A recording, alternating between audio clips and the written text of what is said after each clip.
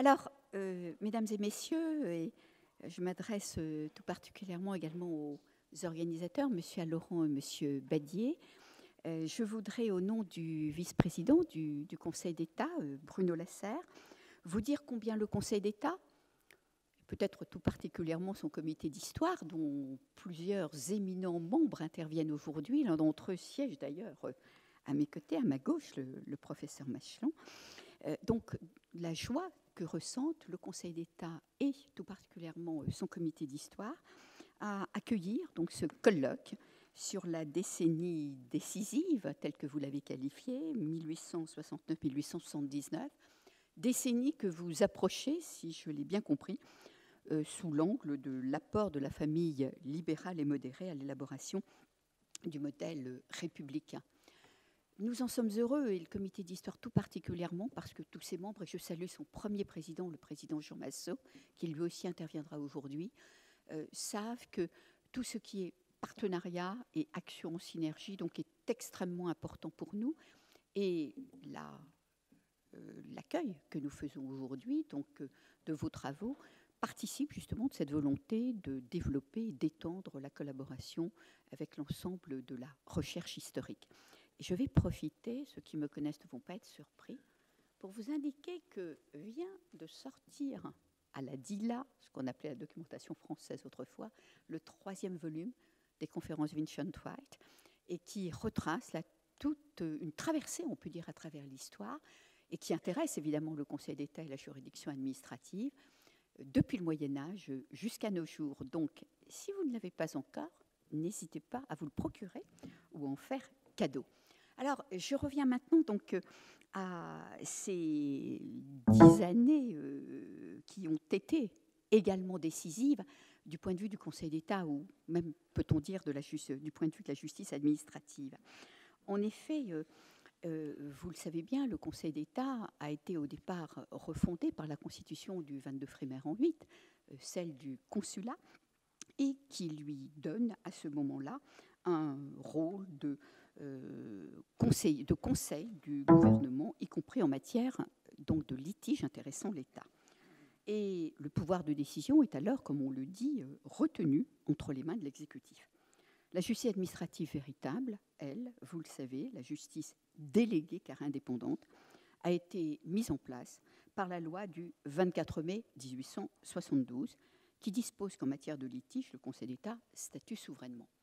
Mais vous le savez, cela est intervenu après donc, le début de cette décennie décisive, 1869, et donc pour nous ensuite la chute de l'Empire, qui n'a pas été sans conséquence pour le Conseil d'État, puisque son existence a été contestée, fortement discutée. Il a d'ailleurs été suspendu, remplacé par une commission provisoire, officiellement dissoute par la loi du 24 mai 1872, mais qui a continué de fonctionner jusqu'à l'installation du Conseil d'État le 10 août. Donc, l'aspect décisif, c'était aussi finalement sur notre existence même, avant finalement que l'existence du Conseil d'État et de la justice administrative ne soit donc réaffirmée par la loi de 1872, et consacrée évidemment par la jurisprudence. Alors je ne vais pas me hasarder à vous faire un cours, évidemment, de jurisprudence, mais je voudrais rappeler quand même que c'est pendant cette décennie décisive qu'interviennent d'abord l'arrêt Blanco, bien sûr, du tribunal des conflits,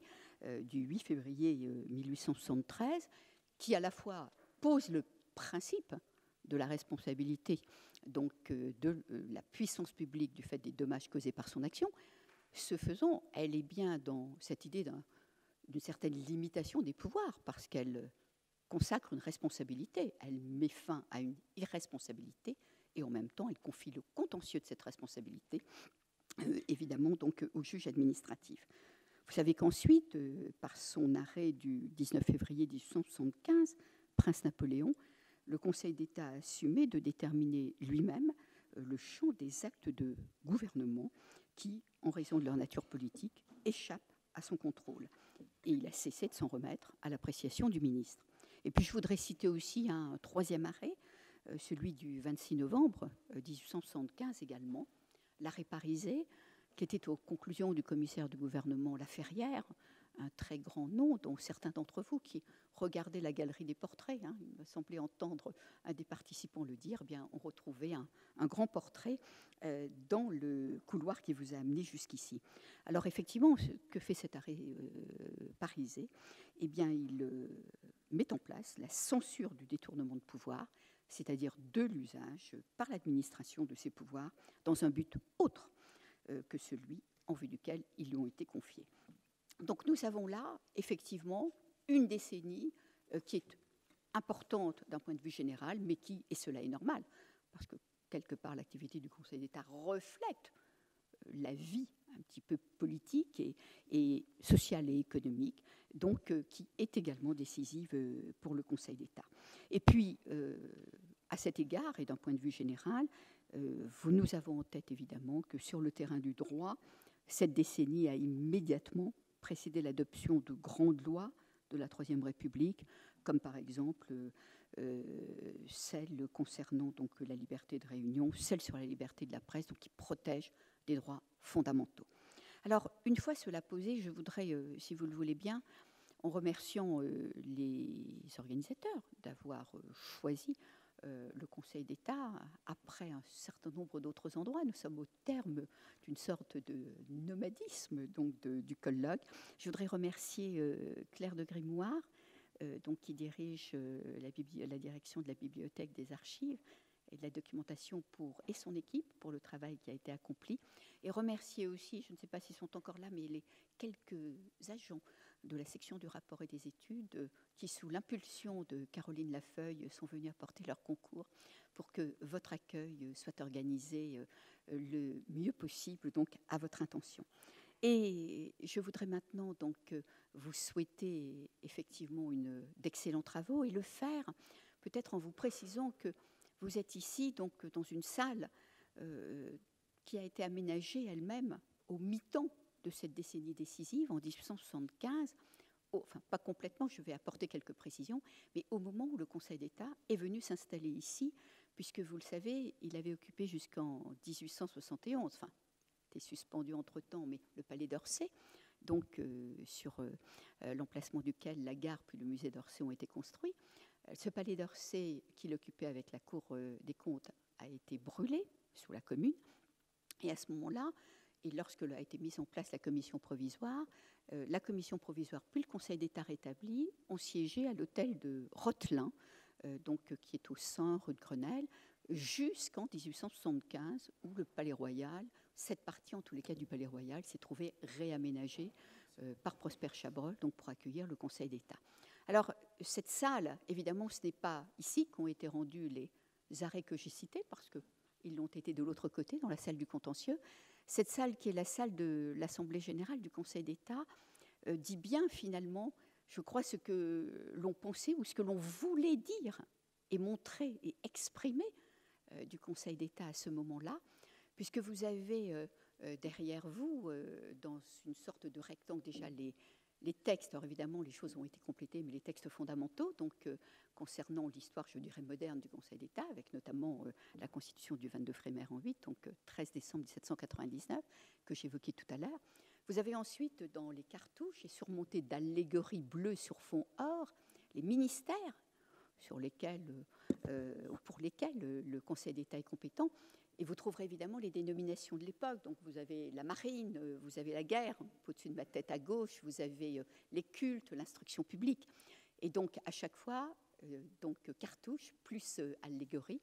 Vous avez également dans les ovales les codes, donc sur lesquels le Conseil d'État a travaillé. Ça montre cela, l'importance de la codification dans l'œuvre du Conseil d'État, et depuis tant d'années, on pourrait dire depuis le Code civil, mais les choses se sont évidemment poursuivies et enrichies. Et puis, vous avez aussi donc des peintures. Alors, les peintures, elles n'étaient pas là en 1875. Elles ont été commandées en 1914, juste avant la guerre, à un peintre qui s'appelle Henri Martin, et qui est un peintre pointilliste qui a également décoré certaines salles du Capitole à Toulouse. Et c'est intéressant parce que le titre de l'ensemble de ces tableaux est un peu grandiloquent, un peu prétentieux. Je ne vais le dire qu'avec modestie, mais c'est la France laborieuse se présentant devant le Conseil d'État. Bon, on pourrait en rire aujourd'hui, en tous les cas souriant-en. Et vous avez en fait différentes formes de travaux qui sont là. Donc les travaux des champs sur ce panneau à ma droite. Le travail, alors on peut dire de la mer ou commercial, c'est le port de Marseille que vous avez ici. Et puis, moi j'appelle ça les travaux publics, d'autres disent le travail industriel, c'est l'aménagement de la place de la Concorde, ce qui montre qu'il y avait aussi à cette époque quand même beaucoup de chantiers, notamment sur la place de la Concorde. Pardonnez-moi cette petite remarque un peu actuelle. Et puis derrière moi, c'est le travail intellectuel, c'est le travail de la méditation, qui est représenté donc par un homme, bien sûr, pas une femme, un peu âgé, j'allais dire peut-être bien sûr, regrettons-le peut-être, et j'espère en tous les cas que ce panneau donc sur le travail intellectuel vous inspirera pendant toute la journée. Et je vous redis finalement à la fois la satisfaction, mais aussi peut-être l'adéquation de ce lieu avec le thème de vos échanges donc, des jours précédents et de cette journée. Donc encore bienvenue ici et bon travail. Merci de votre attention.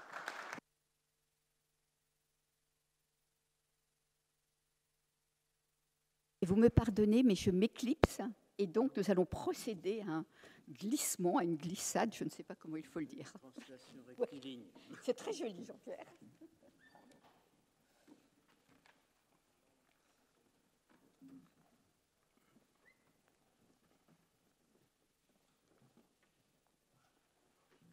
Mesdames, Messieurs, nous sommes ensemble pour cette journée. Nous avons de multiples communications à entendre et des débats devraient avoir lieu. Je souhaite qu'ils aient lieu. En conséquence, je vais demander à mes collègues qui sont autour de moi d'accomplir un miracle, c'est de faire tenir, je m'adresse à chacun d'entre eux, leur communication en principe de 20 minutes, de telle manière que 4 fois 20 minutes équivalent à 1 heure. Je ne doute pas qu'ils y parviendront. Je vais tout de suite donner la parole à M. Pierre Michon, qui est rédacteur des débats au Sénat, qui va traiter le sujet suivant, de l'empire parlementaire au retour des chambres à Paris, décennie décisive pour l'administration des assemblées. Il va répondre à cette question, à la suite de quoi, ce n'est plus l'histoire du droit parlementaire, mais l'histoire du droit constitutionnel qui sera interrogé par le professeur Laquiez. Puis il s'agira de l'administration des affaires étrangères avec les communications de Madame Isabelle Dasque et de Monsieur Yves Brûlé. Monsieur Michon, je vous cède tout de suite la parole. Merci à vous, Monsieur le Président. Merci au Conseil d'État qui nous accueille aujourd'hui pour cette 3e journée de travaux. Et merci aux organisateurs de ce colloque qui nous traitent avec beaucoup de prévenance et de gentillesse. Avant tout, il me semble nécessaire de dissiper une confusion relativement fréquente. L'administration parlementaire, ce ne sont pas les secrétariats particuliers des députés et des sénateurs, et précédemment des pairs de France, secrétariat particulier qui se formalise tardivement dans les années 70, mais 1970, avec les collaborateurs et les assistants. L'administration parlementaire, c'est l'ensemble des employés recrutés et rétribués par les assemblées législatives, et c'est aussi l'architecture des services au sein desquels ces employés sont répartis. Cette administration est aussi ancienne que le Parlement, étant donné que les premiers états du personnel de la Constituante sont dressés en juillet 1789. Au cours du premier 19e siècle, les bureaux gagnent en rigueur, en autonomie, une frontière plus précise se dessine, d'une part entre ces employés du Parlement, de l'autre, d'une part entre ces employés du Parlement et de l'autre les élus eux-mêmes, ou du moins les parlementaires, les grands commis de l'État et les secrétaires particuliers dont je parlais précédemment. En 1869, la clarification est presque achevée et les bureaux sont solidement constitués. Alors observer plus attentivement l'administration des chambres pendant les 10 années soumises à notre examen, c'est se pencher sur le Parlement, qui est un objet politique et institutionnel extrêmement bien connu et étudié, mais c'est opérer un double décalage.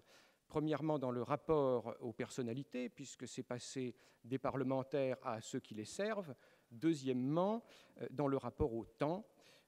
Ce serait une infâme caricature de réduire l'administration à l'esprit de routine, à l'immobilisme, mais il faut bien remarquer que le temps de la machine administrative n'est pas celui de la politique et a fortiori celui des révolutions.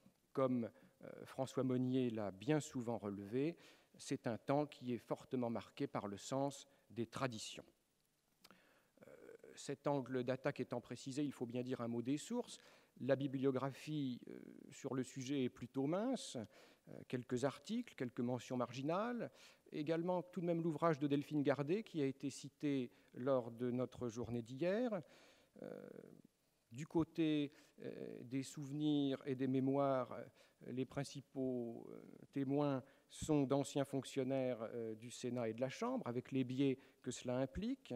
Les parlementaires eux-mêmes n'ont quasiment pas cité leurs fonctionnaires dans les mémoires, du moins pour la décennie ici considérée. En revanche, on peut s'appuyer sur la presse du temps, qui est extrêmement riche, et peut-être d'abord sur les fonds d'archives, archives de l'Assemblée nationale et du Sénat, dont on ne connaît encore qu'une petite partie des trésors, et archives nationales qui sont également extrêmement riches. Cela étant dit, on peut tenter à présent de voir comment l'administration des chambres a contribué au cours de la décennie décisive à la formation de l'identité politique de la France. Mais la question est loin d'être évidente dans la mesure où, pendant ces 10 années, on a l'impression que cette administration est avant tout ballottée au gré des événements qu'elle subit. C'est la raison pour laquelle, avant tout, cette décennie décisive apparaît pour l'administration parlementaire comme une décennie précaire et mouvementée. Je ne reviendrai pas devant un public aussi autorisé sur la chronique de ces 10 années, mais quelques jalons peuvent brièvement être rappelés. Tout avait relativement bien commencé pour l'administration parlementaire, voire très bien commencé avec le Senatus Consulte du 8 septembre 1869, qui avait rendu au Sénat impérial et au corps législatif de grandes marges de manœuvre dans leur organisation, et le Sénat avait réussi à élaborer un règlement intérieur sur l'organisation de ses services. C'était une première dans l'histoire de la Haute Assemblée. Le texte a été adopté définitivement le 10 juillet 1870 et il n'a pas servi bien longtemps, puisque quelques semaines plus tard arrive le 4 septembre, journée particulièrement éprouvante pour les serviteurs des chambres. Le Palais Bourbon est envahi. À cet égard, le témoignage de Ludovic Halévy, ancien secrétaire-rédacteur du corps législatif et capital. Le Sénat n'est pas envahi, mais il est aboli quand même, et ses fonctionnaires et ses agents sont appelés à se disperser aux quatre vents en attendant des jours meilleurs. Après le 4 septembre, vient l'épisode de l'exil à Bordeaux, dans un contexte particulièrement troublé, quelques séances organisées dans le Grand Théâtre, puis l'exil à Versailles, qui n'est pas très confortable non plus, ni pour les députés, ni pour les fonctionnaires. On doit aménager quelques bureaux avec d'anciens décors de théâtre, et qui plus est, débattre dans une atmosphère particulièrement électrique. Les séances sont animées, pour ne pas dire houleuses, et il s'agit là aussi d'une grande rupture par rapport à la décennie précédente. Et le public des séances ne s'y trompe pas, il se presse dans les tribunes, y compris au Sénat, lors de sa recréation en 1876, et c'est un grand sujet d'amusement pour Camille Pelletan, qui est présent le 22 mars 1976 lors de la séance, et qui écrit ces quelques lignes pour le journal Le Rappel. Les nouveaux huissiers du nouveau Sénat semblaient stupéfaits. S'ils avaient formé le secret espoir de se livrer à la culture des champignons sur les banquettes des tribunes, cet espoir était trompé. Les loges étaient pleines, les sénateurs, étonnés, avaient des spectateurs. Enfin, le désert se peuplait. Il faut dire que ce n'est pas n'importe quelle séance et qu'on vient voir et entendre Victor Hugo. Mais, quels que soient par ailleurs les sarcasmes de la presse, les employés des assemblées ont été les témoins directs et aussi les acteurs de ces péripéties. On peut avoir une pensée pour quelques-uns d'entre eux, pour le concierge du Palais Bourbon, à qui les questeurs du corps législatif avaient confié la lourde tâche de repousser l'ensemble des assiégeants du 4 septembre. Autant dire qu'il n'a pas pu faire grand-chose. On peut avoir une pensée pour les sténographes du corps législatif aussi, qui, ce jour-là, comme le 24 février 1948, sont restés de marbre. Et Jules Simon, que nous avons évoqué à plusieurs reprises depuis 2 jours, a salué leur dévouement presque héroïque en écrivant qu'au milieu de l'effroyable bagarre, impassibles, admirables, les sténographes continuaient à prendre des notes. J'en vois encore un, poursuit Jules Simon, qui, le cahier plaqué au-dessus de sa tête contre les boiseries de la tribune, les bras en l'air, écrivait et recueillait pour l'histoire les choses extraordinaires qui devaient se dire autour de lui. On peut aussi penser, du côté de la questure, au trésorier du corps législatif, Frédéric Clavel, qui a eu aussi son moment de gloire. Alors là, c'était pendant la Commune. L'Assemblée nationale de Versailles était en manque cruel de fonds, et Clavel s'est souvenu qu'il restait dans le coffre du corps législatif plusieurs liasses de billets qui pouvaient tout à fait être utiles. Alors il a réussi à s'introduire dans Paris à la fin du mois d'avril, à pénétrer dans le Palais Bourbon, qui n'était pas spécialement gardé, arrivé au coffre qui était resté ouvert avec les liasses de billets bien sagement rangées.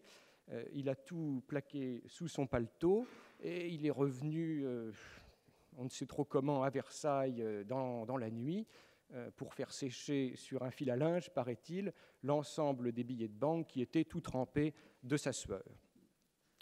Vous voyez si la décennie a été mouvementée. Et les péripéties se sont poursuivies après l'adoption des lois constitutionnelles de 1975. Il a d'abord fallu recréer l'administration sénatoriale, ce qui n'a pas été une mince affaire, et ensuite il a fallu organiser le déménagement pour Paris à l'automne de 1879. À ce moment-là, la Chambre des députés s'installe au Palais Bourbon. Après quelques hésitations, le Sénat républicain s'installe au Palais du Luxembourg. Il reste bien quelques N majuscules à gratter et quelques RF à apposer, mais ce n'est pas le plus difficile dans ces 10 années qui viennent de s'écouler, et le tour est joué en l'espace de quelques semaines. À ce moment-là, donc à la fin de l'année 79, on a l'impression d'un cycle qui s'achève, mais on se dit un peu, du moins du point de vue de l'administration des chambres, tout ça pour ça. Et on se demande dès lors si cette décennie décisive, qu'on voudrait décisive, n'a pas été une décennie perdue. Est-ce que quelque chose a vraiment changé? L'architecture des services, ce n'est pas évident. En tout cas, à la Chambre basse, les grandes entités étaient là à la fin de l'Empire. Elles sont toujours là en ces débuts de la République.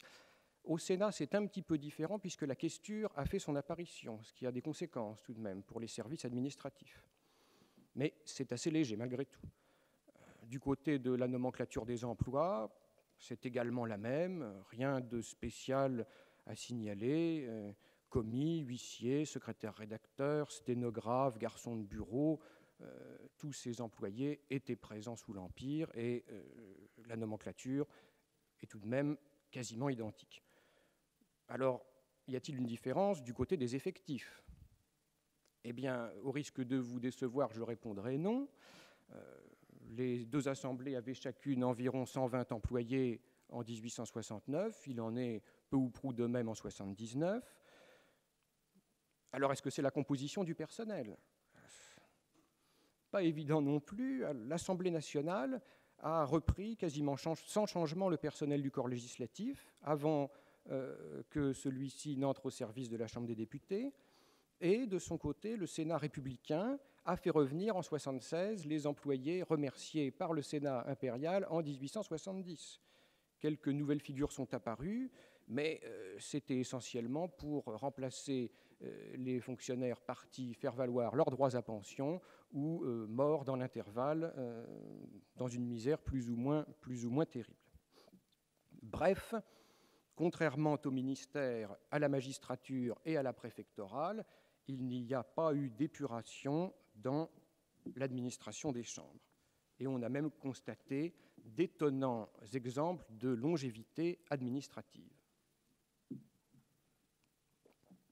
L'exemple le plus frappant, c'est, à n'en pas douter, Philippe Valette, qui est avocat de formation, qui devient secrétaire de la présidence de la Chambre des députés en 1834, qui traverse la Révolution de 1948, qui survit au coup d'État de 1951, qui prend le titre de secrétaire général de la présidence du corps législatif en 1956 et qui reste, après 1970, tout en liquidant sa pension de retraite, mais à titre bénévole, secrétaire général de l'Assemblée nationale.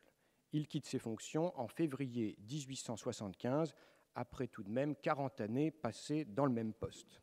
Autant vous dire que les journalistes le connaissent bien et qu'ils lui rendent hommage à sa mort qui survient assez peu de temps après, en 1977. On peut lire ainsi dans Le Pays que Valette a connu bien sûr énormément de présidents et qu'il en a formé plusieurs, dont Jules Grévy.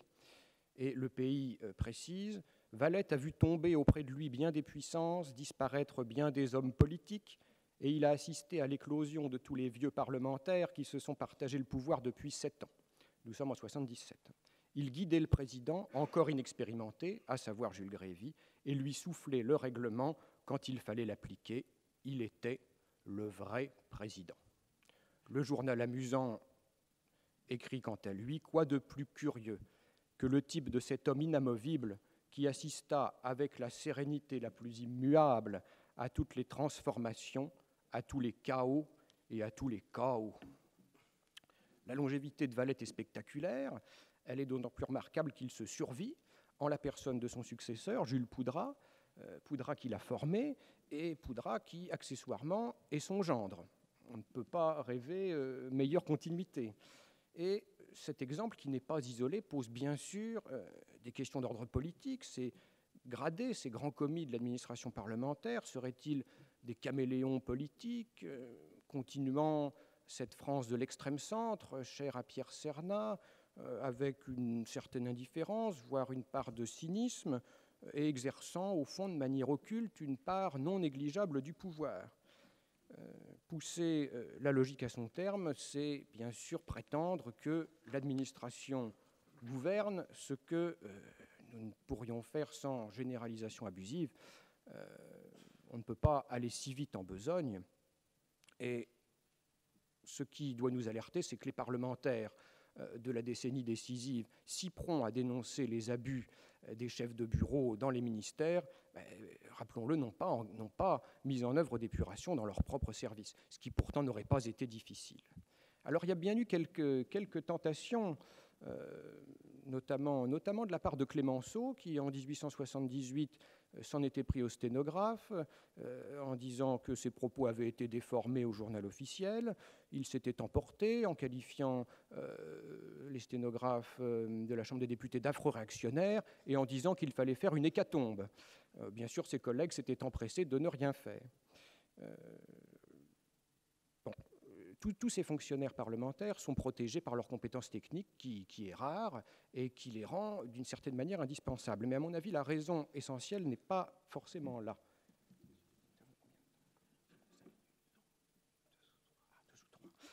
En vérité, les questions d'ordre politique sont également fortes du fait de leur sens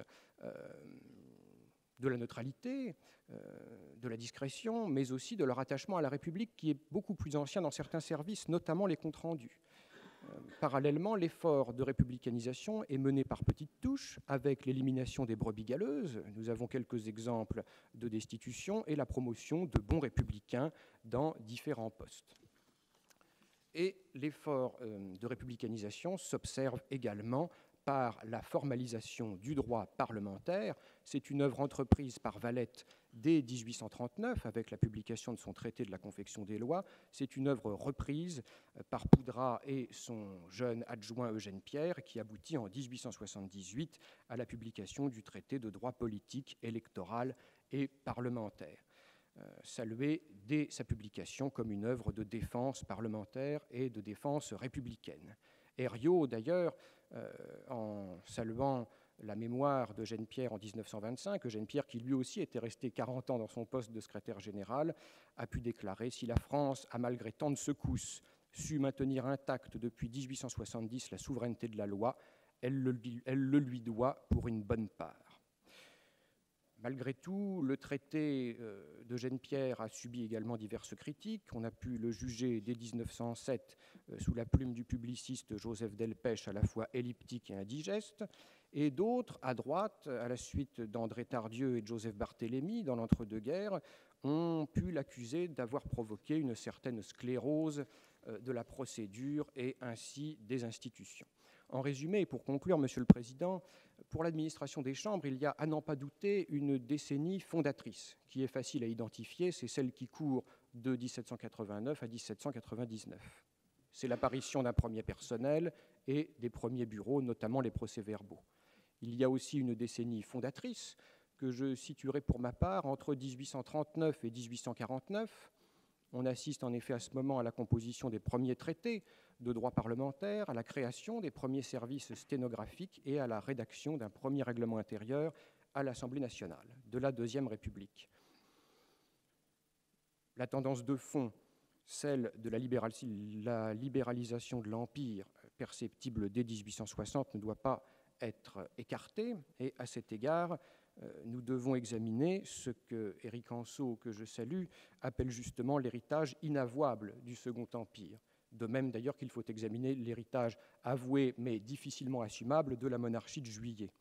Pour autant, le tournant de 1870 ne doit pas être sous-estimé et j'espère vous avoir donné quelques éléments à cet égard. Je conclurai en citant l'illustre et honorable Émile Littré, qui en 1880 écrivait « La Troisième République a l'incomparable avantage, rare en nos commotions, d'être pleinement légale et de ne rien devoir à la violence. » Eh bien, si Littré peut dresser au terme de la décennie décisive ce constat enthousiaste, c'est peut-être en partie grâce à l'action discrète et dévouée de l'administration parlementaire. Et je vous remercie.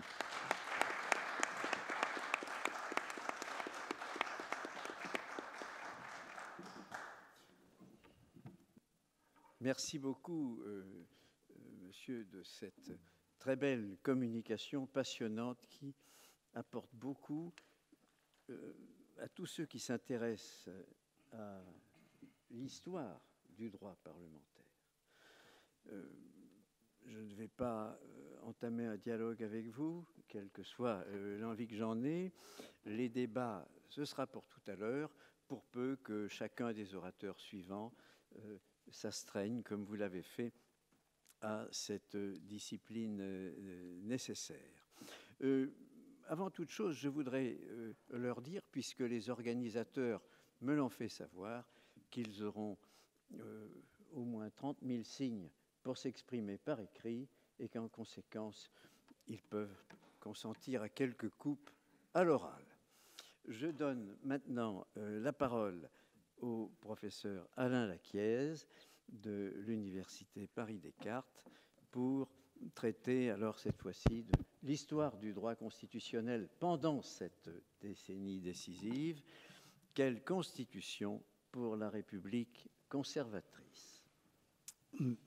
Merci beaucoup, Monsieur le Président, et un grand merci à Pierre Alaurent, Walter Badier et Éric Anceau pour m'avoir invité à ce beau colloque sur une thématique évidemment qui m'intéresse beaucoup, et nous avions eu l'occasion d'échanger longuement avant ce colloque, et je me réjouis d'ailleurs que le Centre Maurice Horiou de l'Université Paris-Descartes soit associé à ce bel événement. Alors, j'ai choisi de vous parler donc en 20 minutes, de quelle constitution pour la République conservatrice. ce terme de république conservatrice, on le voit souvent utilisé pendant cette décennie. Alors on sait qu'il est popularisé par Thiers dans 2 discours prononcés en 1872, l'un le 12 juillet, l'autre le fameux message du 13 novembre 1872. Dès le 12 juillet, Thiers se dévoile: « Je ne sais quelle sera la forme future du gouvernement, mais si j'y puis quelque chose, ce sera la République conservatrice. Oui, la République profondément conservatrice. » Quelques mois donc avant le message du 13 novembre 1872, avec la fameuse formule « La République sera conservatrice ou ne sera pas ». Alors l'expression, c'est très intéressant, bien sûr, du point de vue de l'histoire des idées politiques. L'expression devient à la mode dans le discours politique de ces années 1872-1873, dans les revues, notamment la Revue des Deux Mondes, dans l'enceinte parlementaire, bien entendu, dans les journaux, dans certaines brochures, notamment celle, et j'y reviendrai, importante d'Ernest du Verger de Horan, un proche de Thiers. Et on retrouve en réalité cette expression un peu avant les discours de Thiers, alors sans doute avec des termes différents. En réalité, dans sa brochure « La République et les conservateurs », Émile de Marcer, aussi un grand leader du centre-gauche, puisque nous sommes parmi les gens du centre-gauche, Émile de Marcer évoque déjà le sujet. Le juriste Laboulet parle de république constitutionnelle en 1871. Vous avez aussi un certain nombre d'articles d'un économiste et publiciste belge, Émile de Laveley, qui, dans la Revue des Deux Mondes, fait plusieurs articles, notamment un sur la République et la monarchie constitutionnelle, et il parle de République durable. Bref, le mot est à la mode, et il est tellement à la mode qu'il va même permettre à Auguste Casimir Périer, autre membre du centre-gauche, de fonder une réunion parlementaire au début de 1873 qui porte ce nom. Donc le terme de république conservatrice, c'est, si vous me permettez le mot, tendance dans les années 1870, mais j'ai l'impression, pour avoir fait quelques sondages, qu'il disparaît aussi vite qu'il est apparu. On le retrouve encore vers la fin des années 1870. Thiers, dans son dernier texte, son politique, manifeste électoral de septembre 1877, parle encore de république conservatrice pour la définir quelque peu, mais finalement, après, l'expression disparaît. Alors, lorsque Thiers lance cette formule en 1872, il suffit de voir les débats parlementaires. Elle cause beaucoup d'émoi, notamment dans la droite, qui l'accuse, non sans raison d'ailleurs, de déchirer le pacte de Bordeaux. Et il est vrai qu'accoler à l'époque 2 termes aussi contradictoires que république ou conservateur aient pu apparaître, notamment pour les républicains de la veille, en tout cas pour ceux qui avaient connu 1848, comme une hérésie. La République, dans la culture politique de l'époque, c'est quand même un régime progressiste, un projet politique, un idéal démocratique et égalitaire, mais pas une prise en compte éventuellement plate d'un état de fait, voire d'une défense d'intérêts acquis. En réalité, la République conservatrice, ce n'est pas seulement une formule, comme on peut le croire. C'est un projet politique et c'est un projet constitutionnel. Il y a un sens politique de la République conservatrice qui est présenté comme un intermédiaire entre la monarchie et la République radicale. Elle doit être dégagée des passions et des illusions républicaines, nous dit du Verger de Horan en 1872, qui utilise cette formule reprenant, en la retournant, si l'on peut dire, la citation de Danton, de la modération, encore de la modération. Bref, la République conservatrice, c'est un peu l'envers de la République radicale et dont on a parlé hier. Cette République conservatrice, elle doit, Thiers le dit d'ailleurs à la tribune, elle doit conserver l'ordre légal, elle doit conserver les libertés publiques, c'est-à-dire l'héritage de 1789. La politique de la République conservatrice, c'est aussi, alors je n'ai pas le temps de développer ce point, mais c'est assez amusant, la politique de la République conservatrice, c'est aussi d'ancrer la République, sorte d'argument circulaire étonnant, puisqu'il faut la République conservatrice pour conserver la République. Mais en réalité, cet argument est compréhensible si on appréhende ce qu'ont en tête Thiers et ses amis du centre-gauche, c'est-à-dire qu'il faut arrêter le provisoire, donner un terme à l'Assemblée constituante qui semble s'éterniser et qui n'accouche pas des institutions qu'elle était pourtant censée élaborer. Et c'est aussi une critique sous-jacente, déjà du point de vue constitutionnel, de la place trop importante de l'Assemblée constituante, comme si celle-ci allait retourner, en tout cas faire retourner au système conventionnel. Donc la République conservatrice, c'est un projet politique d'ancrer la République, d'une République modérée. C'est aussi un projet constitutionnel. Et finalement, le projet constitutionnel, c'est l'instrument qui va permettre d'ancrer la République conservatrice. Alors, quel est ce projet constitutionnel de la République conservatrice, c'est-à-dire en réalité des républicains conservateurs du centre-gauche? Enfin, je schématise un tout petit peu, mais c'est quand même cette idée qui transparaît. Alors, Thiers s'en explique dans deux discours, en 1873, celui du 4 mars, où il discute le projet de Breuil, qui aboutit à la fameuse loi du 13 mars 1873, et puis il s'en explique encore dans le discours du 24 mai 1873, juste avant sa chute. Le discours du 24 mai étant en quelque sorte un résumé de l'important projet Thiers-Dufort, publié au Journal officiel le 20 mai, qui ne sera finalement pas discuté, et qui pourtant est la charte constitutionnelle de la République conservatrice. On en a un tout petit peu parlé hier. C'est un texte qui est en réalité très important, alors peut-être moins sur le moment, encore que pour, je dirais, l'élaboration d'une culture constitutionnelle républicaine modérée. Et j'en dirai quelques mots pour terminer. Alors, quels sont les grands principes de cette constitution de la République conservatrice? D'abord, et Thiers le dit aussi, impossibilité de rétablir la monarchie. Il y a deux raisons, je citerai juste la première raison, raison essentielle. Thiers le dit, assez pragmatique. Il n'y a qu'un trône et l'on ne peut pas l'occuper à trois.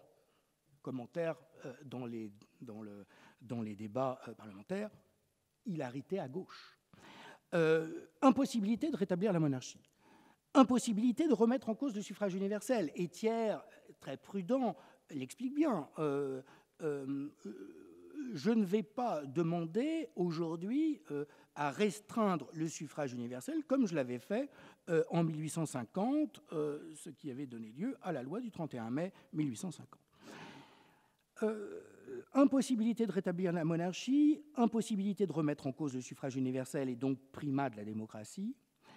Et le point central aussi, et après ces deux principes, c'est que Thiers défend un régime qui emprunte au parlementarisme, mais un parlementarisme qui ne serait pas déséquilibré en faveur du Parlement. Et cette philosophie constitutionnelle de la République conservatrice, elle peut, il me semble, être résumée autour de ces deux idées. La République doit être parlementaire, le régime parlementaire ne doit pas tourner au régime d'assemblée. Alors, je ne vais pas développer longuement ces deux points, puisqu'il me reste 10 minutes. Ah si, je vais commencer à 10h05, donc j'ai droit jusqu'à 10h25. Cher Alain, on fait un petit peu moins de 20. Un peu moins de 20. Alors, je vais faire en un quart d'heure. Donc, il me reste 5 minutes pour dire quelques mots sur ces deux principes. La République doit être parlementaire.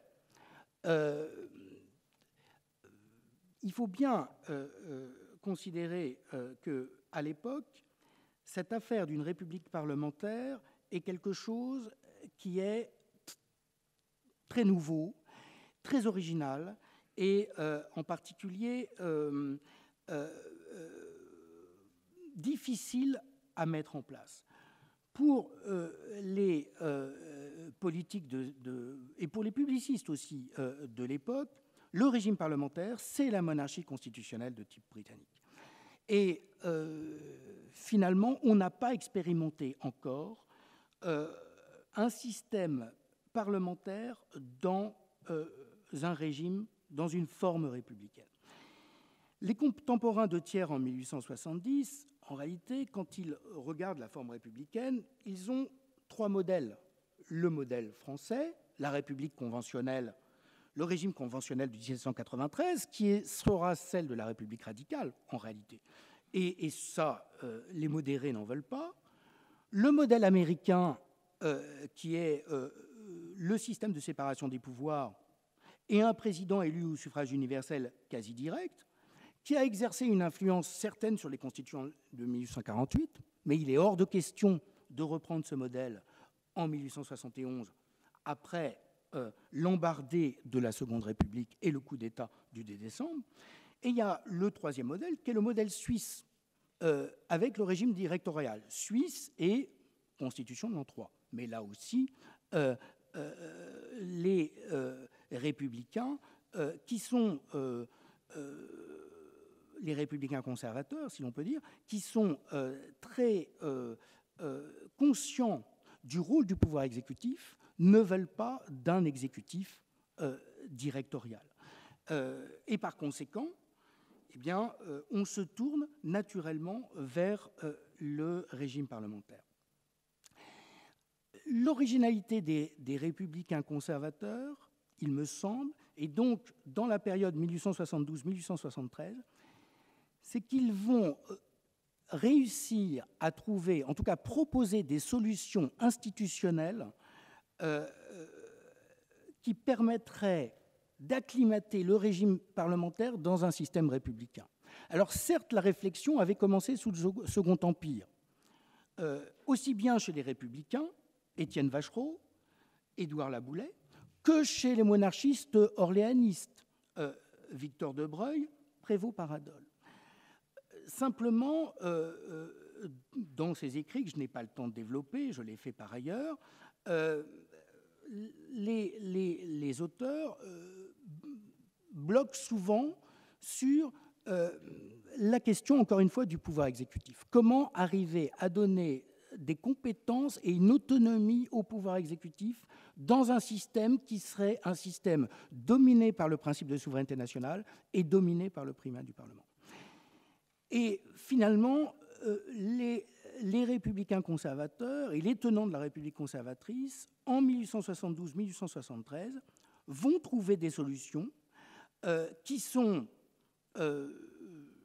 qui doivent permettre à la République parlementaire de ne pas être en régime d'assemblée. Et ces solutions institutionnelles, on les retrouve dans le projet Thiers du Fort du 20 mai 1873. Elles sont au nombre de 3 principales. Il faut un Parlement bicaméral. Et dans le projet Thiers du Fort, il est tout à fait intéressant de voir que le Sénat, tel qu'il est proposé, ressemble beaucoup à la Chambre des notabilités telle que l'imaginait Guizot. Il faut, deuxièmement, un seul chef du pouvoir exécutif qui soit à la fois président de la République et Premier ministre, doté de pouvoir et doté d'autonomie.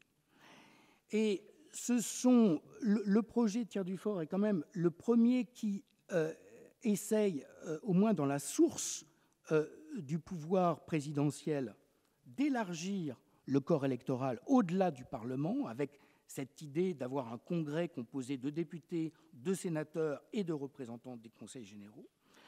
Et puis la troisième idée, qui est une idée centrale, et on pourra continuer la discussion avec Armelle Le Divellec, c'est une idée centrale des débats constitutionnels de l'époque, c'est l'affaire du droit de dissolution. Le droit de dissolution, dès lors qu'on accepte un régime parlementaire, le droit de dissolution de la Chambre des représentants est une technique centrale parce que c'est une technique qui permettra de résoudre un conflit entre l'exécutif et le législatif. Le droit de dissolution, c'est la soupape de sûreté des gouvernements parlementaires appliqués aux institutions républicaines. C'est un droit conservateur, dit Rémusat dans l'exposé des motifs du projet Thiers du Fort. Un pays comme la France, qui est un pays centralisé, ne peut pas s'accommoder d'un conflit durable entre les institutions exécutives et législatives. Il faut donc le droit de dissolution utilisé par le président, et il faut, pour que le président n'abuse pas de ce droit, un avis conforme du Sénat. Le Sénat étant vu à la fois comme un allié du chef de l'État, idée très orléaniste, et en même temps comme celui qui va pouvoir faire un contrepoids au pouvoir de l'exécutif. Alors pour terminer, en 2 minutes, si vous me permettez, Monsieur le Président, en 2 minutes, je voudrais faire 3 remarques. Pour prendre un peu de hauteur par rapport à ce que j'ai dit trop rapidement, trop schématiquement ici. La première remarque, c'est que les vues constitutionnelles des républicains conservateurs autour de Thiers montrent qu'à mon sens, il est schématique, lorsqu'on parle du pouvoir exécutif, de dire que les monarchistes, à l'époque, ont seule une conception du pouvoir exécutif et que les républicains n'en avaient pas. C'est un peu la thèse de mon collègue et ami Nicolas Rousselier. Mais à moins de dire que les républicains du centre-gauche ne sont pas des véritables républicains, il y a un véritable effort de penser l'exécutif qui est le grand problème constitutionnel non résolu de la France depuis la Révolution jusqu'à la Ve République. Alors, ce ne sont pas les premiers. Thiers n'est pas le premier avec ses amis à essayer de résoudre cette question. Il y avait d'autres avant lui qui l'avaient fait. Je pense à Roderer ou même à Germaine de Staël, au groupe de Copé avant. Mais là, on a de nouveau une question vraiment centrale sur comment penser le pouvoir exécutif dans un système républicain. La deuxième remarque que je voudrais faire, c'est cette expression de république conservatrice qui présente en réalité une république entourée d'institutions conservatrices, comme le dit Dupont-White dans une brochure aussi de l'époque. Cette république entourée d'institutions conservatrices fait écho à la monarchie républicaine ou à la monarchie même représentative dont on parle en 1830. Et sans vouloir donner de Thiers une image de constitutionnaliste trop cohérent, vous avez des discours de Thiers de début de 1831 où il vous parle de la monarchie représentative qui ressemble quand même assez fortement, à part évidemment certaines techniques constitutionnelles, à la République conservatrice. La monarchie représentative est la meilleure des républiques, dit-il. La monarchie représentative se compose à la fois de royauté, d'aristocratie et de démocratie. Bref, la République conservatrice, c'est un peu comme la monarchie représentative, c'est une sorte de gouvernement mixte qu'exaltait d'ailleurs Victor de Broglie également dans les vues sur le gouvernement de la France. Dernier point, et j'en terminerai par là, quelle est la postérité de la République conservatrice de 1872-1873 ? Elle n'est pas nulle, parce que quand on lit les lois constitutionnelles 1875 et qu'on les rapporte au projet Thiers du Fort, on retrouve certaines techniques constitutionnelles, à commencer par cette place du Sénat et cet avis conforme du Sénat. Elle est par contre faible après la crise du 16 mai, puisque le combat institutionnel est gagné par les radicaux. Et pourtant, cette thèse, ce constitutionnalisme de la République conservatrice, il fait son chemin dans les révisionnismes sous la Troisième République, chez les politiques et aussi chez les professeurs de droit public. Je n'ai pas le temps de développer ce point. Et on peut voir dans le processus constituant de 1958 un retour à des préoccupations, voire à un esprit qui n'est pas sans rappeler celui des républicains conservateurs de Thiers. Merci.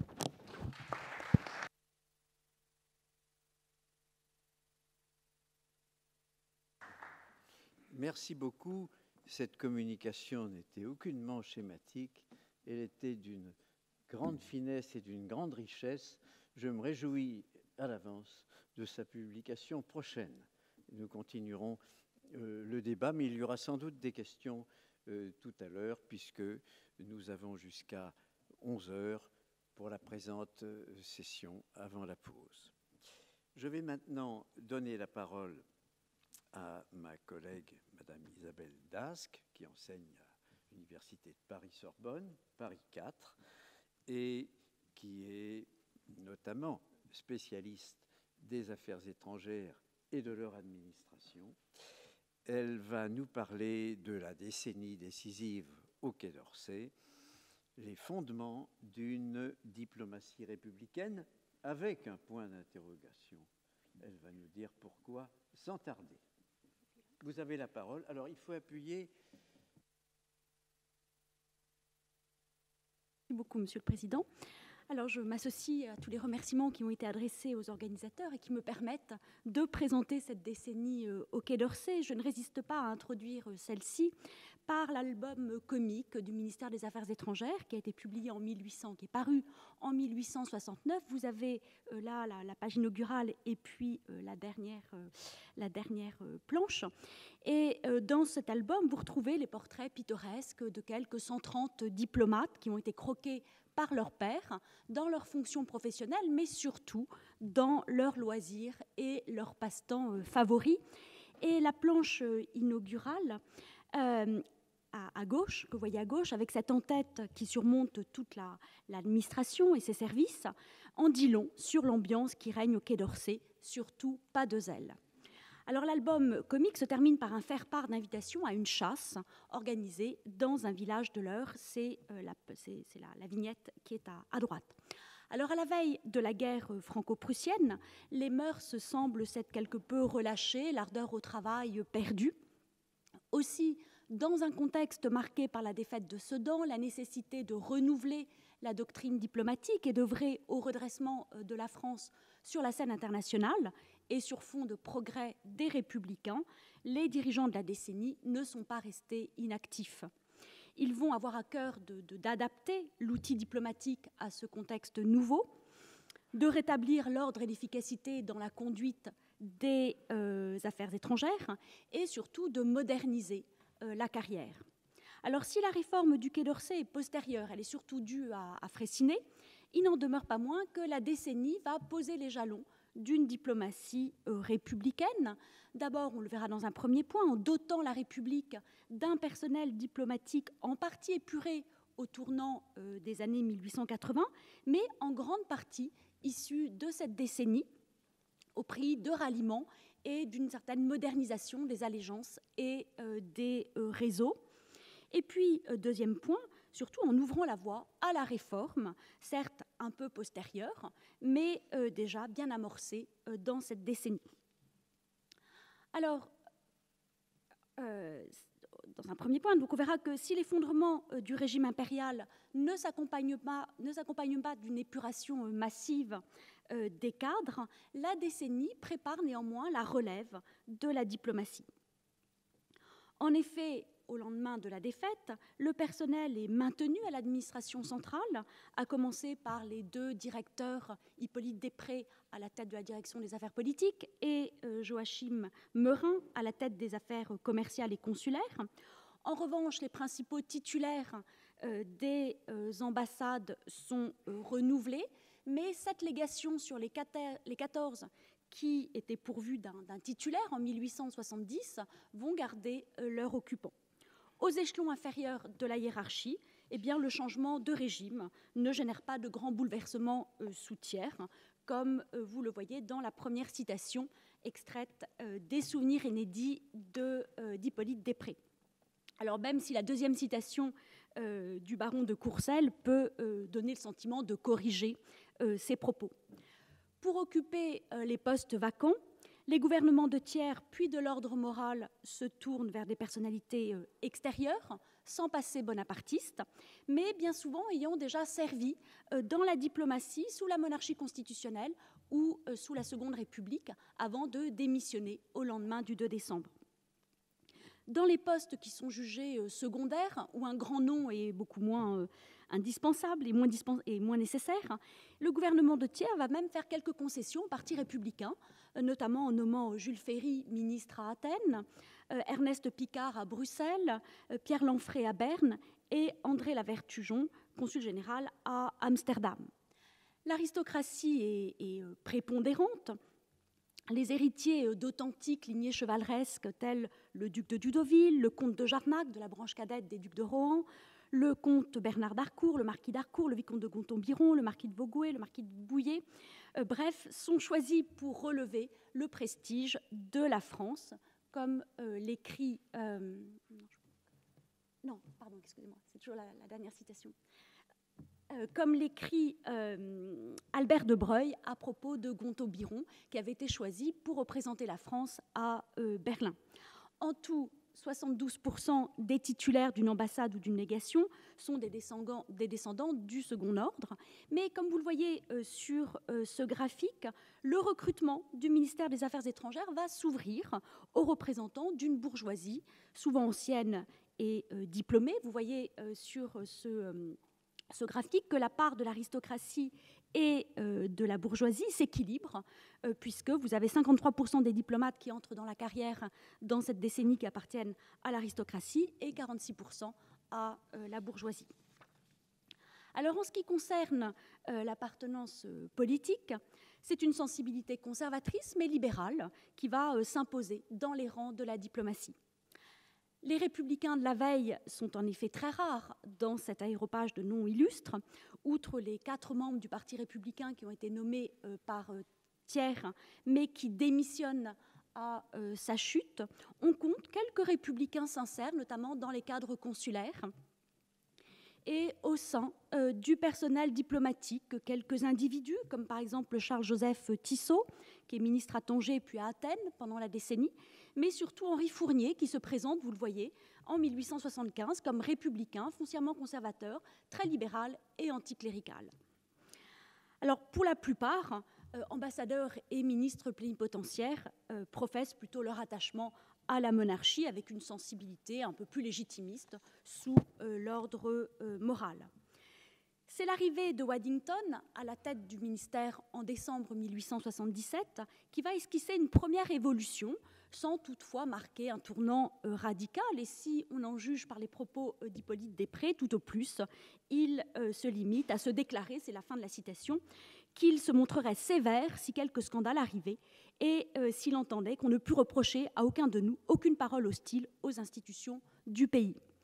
En fait, il cède malgré tout devant la pression de l'opinion républicaine qui réclame le renvoi des personnalités les plus compromises avec l'ordre moral. Alors, ces diplomates sont remplacés par des personnalités appartenant au centre-gauche, souvent issues de l'entourage de Thiers. On va retrouver donc Fournier, qui, sous l'ordre moral, avait été mis à l'écart, mais qui va être envoyé donc à Constantinople. Waddington nomme l'amiral Jaurès à Madrid, Tesserin de Bord à Vienne, le comte de Saint-Vallier, qui est un diplomate de carrière, à Berlin, le général Chanzy à Saint-Pétersbourg, l'amiral Potiot à Londres. Waddington va même nommer une des figures de proue du parti opportuniste en la personne de Chalmel-Lacour, qui est envoyé à Berne en janvier 1879. En revanche, il ne procède pas à l'épuration en profondeur du corps et il pratique une politique plus modérée comparée aux autres grands corps d'État. Le comte de Saint-Vallier, avec lequel il siège sur les mêmes bancs du centre-gauche, au Conseil général de l'Aisne et au Luxembourg, exerce en fait une influence tout à fait notable dans le choix des représentants français à l'étranger.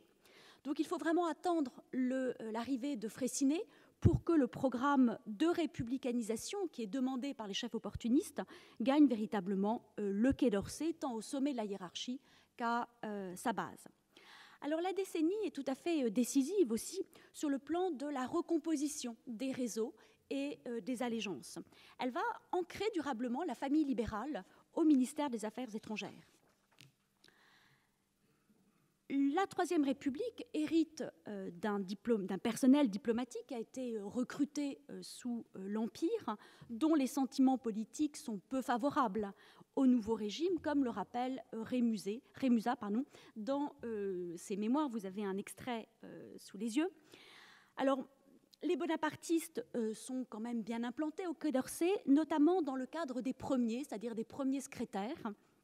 Mais la plupart d'entre eux vont quitter la carrière vers 1880 et les rescapés sont finalement assez indifférents aux souvenirs de l'Empire, tels le marquis de Montebello ou le comte de Montholon.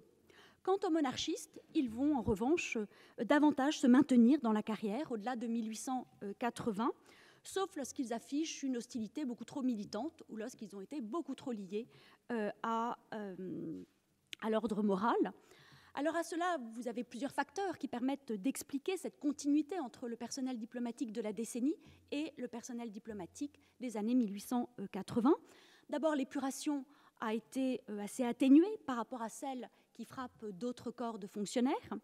Deuxième facteur, c'est le poids des solidarités qui transcendent les sensibilités politiques, qui reposent sur des liens de parenté et de famille qui sont extrêmement forts au sein des affaires étrangères, mais aussi sur des relations de camaraderie et d'amitié internes à la carrière.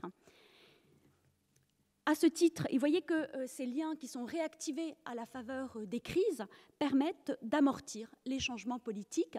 À ce titre, Saint-Vallier, sous Waddington, puis Jules Herbet, qui est aussi issu de la carrière diplomatique sous Freycinet, vont préserver le ministère d'épuration plus radicale.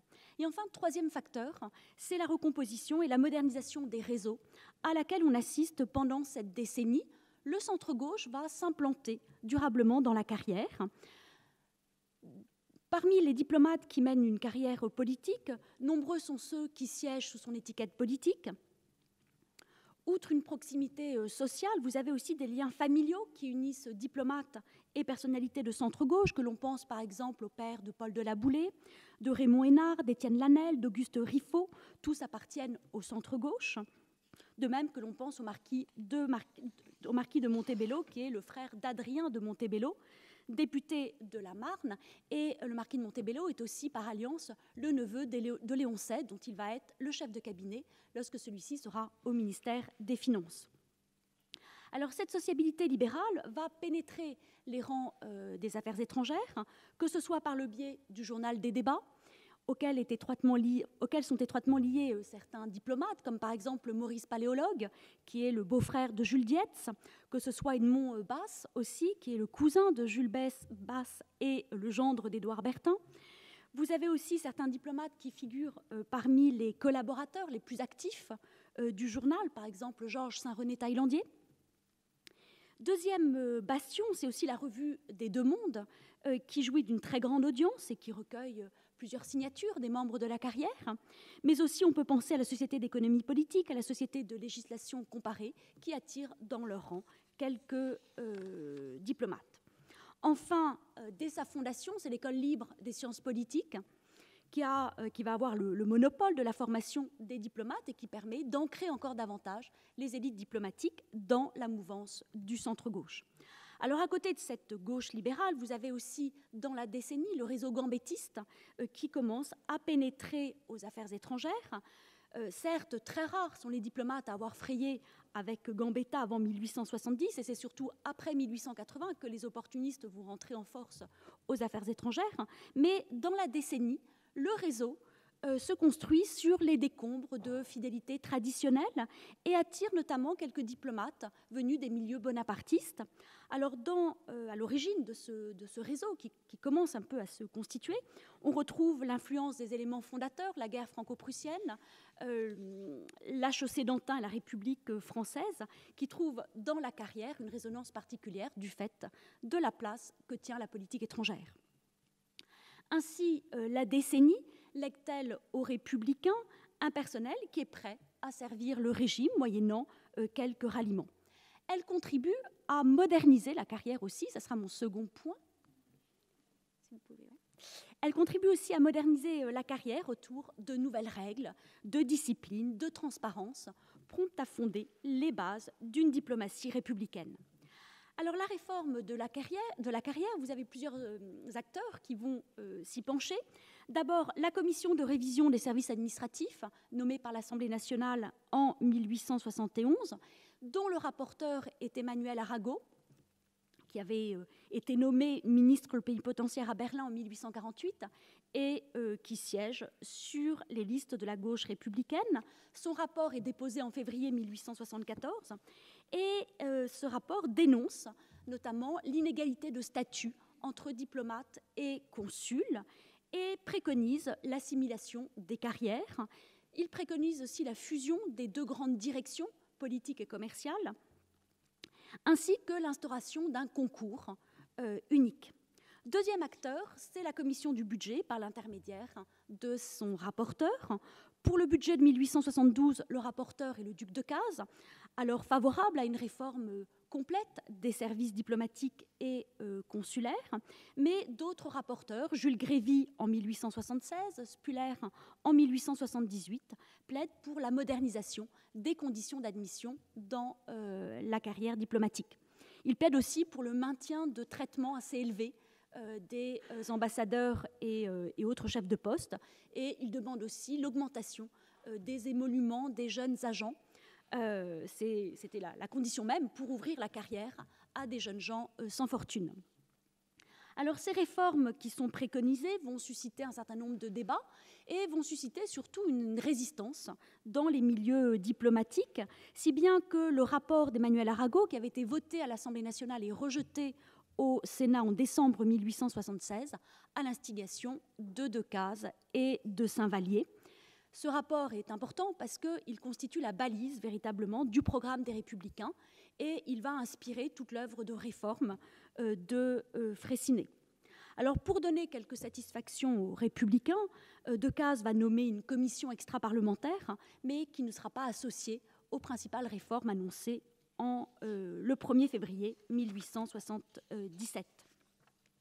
Ainsi, on le voit, vous voyez que cette première décennie du régime ouvre la voie à des débats et amorce des réformes autour d'un certain nombre de points qui sont discutés. Alors, le premier grand sujet de débat, c'est la fusion, l'unification des carrières diplomatiques et consulaires. C'est le cheval de bataille des réformateurs républicains pour deux raisons principales. La première tient aux préoccupations diplomatiques, c'est-à-dire la place de plus en plus importante que prennent les questions économiques dans la vie internationale. Et puis, la deuxième raison, elle est beaucoup plus idéologique.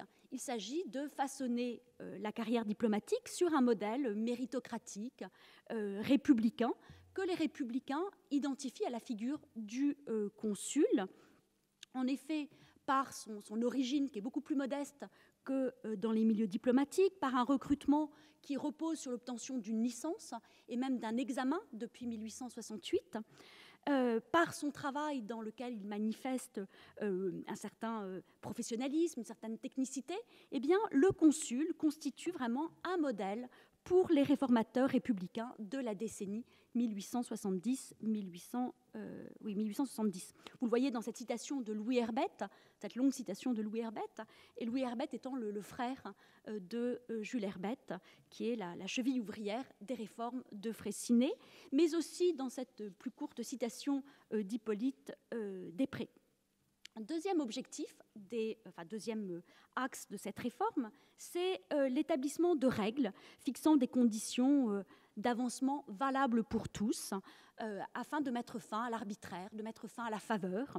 Et alors la plupart de ces règles existaient avant 1870, mais n'étaient absolument pas appliquées. Troisième axe de cette réforme de la décennie, c'est les modalités d'admission dans la carrière. En fait, les réformateurs de la décennie 1869-79 veulent d'une part améliorer le niveau de formation des apprentis diplomates, dont les lacunes ne font pas le moindre doute si vous lisez les citations ou les extraits des souvenirs d'Hippolyte Després ou même de Gabriel Hanotaux, qui est alors jeune attaché à la direction des archives. D'autre part, ces réformateurs veulent substituer aux procédures traditionnelles qui sont fondées sur les relations personnelles, sur le népotisme, la seule reconnaissance de la compétence, du mérite. Ils veulent mettre fin notamment à tout le système des attachés libres, des attachés surnuméraires qui n'étaient pas payés pendant ces années-là. Et puis, troisième objectif, c'est instaurer un concours qui serait unique aux deux carrières diplomatiques et consulaires. Alors, entre l'examen et le concours, le débat est ouvert.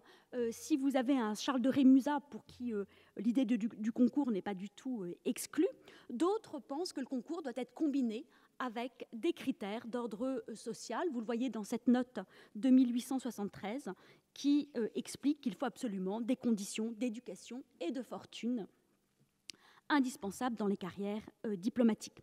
Alors on reproche en effet au concours de ne pas suffisamment sanctionner les qualités personnelles, sociales et mondaines surtout, des candidats absolument indispensables à l'exercice des fonctions diplomatiques. C'est d'ailleurs ce que va rétorquer Decazes en 1860.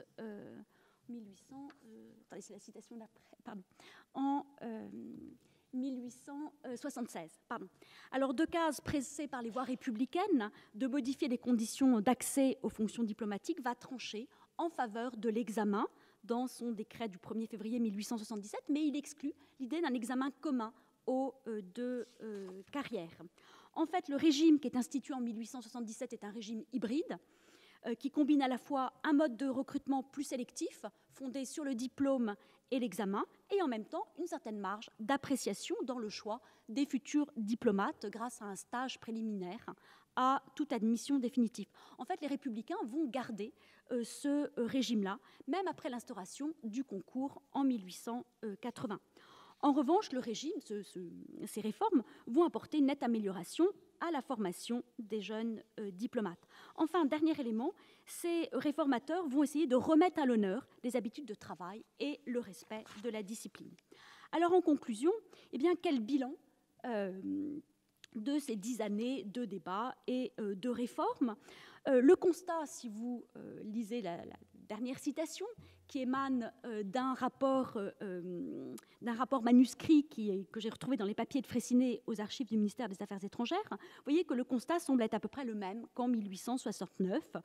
Soi-disant, Freycinet y aurait trouvé un chaos matériel et moral, régime arbitraire, sans règles fixes égales pour tous, etc. En fait, le tableau est quand même très sévère et passe sous silence les améliorations qui ont été apportées depuis 1869. La décennie a préparé les conditions d'une diplomatie beaucoup plus conforme aux valeurs républicaines, une diplomatie servie par un personnel qui est mieux formé, qui est recruté selon des critères de mérite et apte à relever les défis de la politique étrangère. Il aura sans doute manqué à cette décennie des objectifs peut-être plus ambitieux en matière de politique étrangère, ce que les opportunistes ne manqueront pas de relever, scellant-là les bases d'un compromis entre la République et ses diplomates. Je vous remercie.